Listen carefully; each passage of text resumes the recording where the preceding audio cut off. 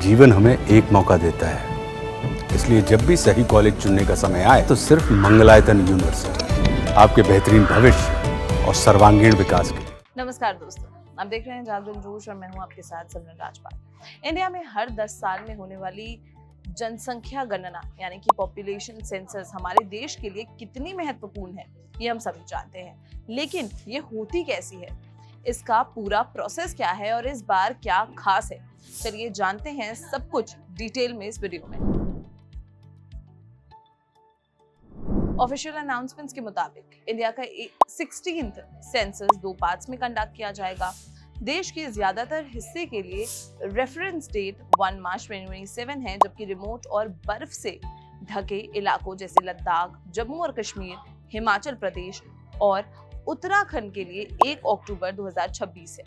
ये सेंसस इसलिए खास है क्योंकि 1931 के बाद ये पहली बार है जब नेशन वाइज कास्ट एन्यूमरेशन की जाएगी। जून 16, 2025 को गैजेट में section 3 of the census act 1948 के अंडर इसका नोटिस भी पब्लिश किया गया। हर 10 साल में पॉपुलेशन सेंसस क्यों किया जाता है, इसका जवाब है ये इंडिया की डेमोक्रेसी में एक बहुत ही इंपॉर्टेंट रोल निभाता है। ये शेड्यूल्ड ट्राइब्स और शेड्यूल्ड कास्ट के लिए सीट्स एलोकेट करने और इलेक्टोरल कॉन्स्टिट्यूएंसीज बनाने का आधार बनता है। आर्टिकल्स 82, 330 और 332 रेशन सब्सिडीज और स्टेट्स को सेंट्रल ग्रांट्स का डिस्ट्रीब्यूशन अक्सर पॉपुलेशन पर ही बेस्ड होता है। एजुकेशन, रूरल डेवलपमेंट और दूसरी मिनिस्ट्रीज सेंसस डेटा का यूज करके स्कूल्स, प्राइमरी हेल्थ फैसिलिटीज और इंफ्रास्ट्रक्चर प्रोजेक्ट्स को आइडेंटिफाई करते हैं।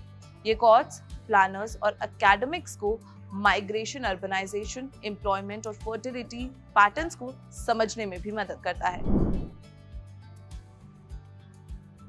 पॉपुलेशन सेंसस को कंडक्ट करने के 2 मेन स्टेजेस हैं। सबसे पहला हाउसिंग सेंसस या फिर हाउस लिस्टिंग और पॉपुलेशन एनुमरेशन। इन स्टेजेस के बीच कुछ महीनों का अंतर होता है और इनके पहले enumerator training, preliminary mapping exercise और स्टेट्स द्वारा एडमिनिस्ट्रेटिव बाउंड्रीज फ्रीज की जाती हैं।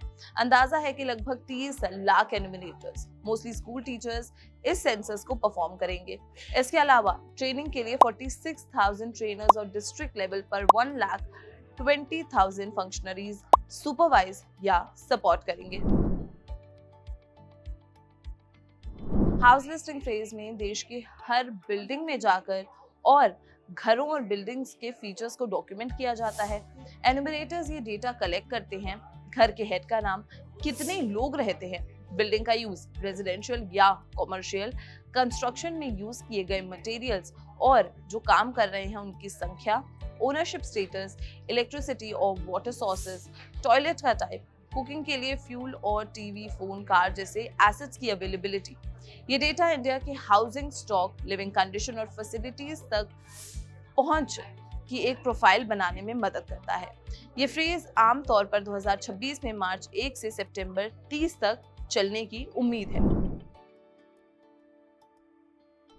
हाउसिंग सेंसस के बाद population enumeration phase personal information पर फोकस करता है, जैसे कि नाम, age, sex, date of birth, marital status, education, occupation, religion, tribe या कास्ट, डिसेबिलिटी स्टेटस और माइग्रेशन हिस्ट्री।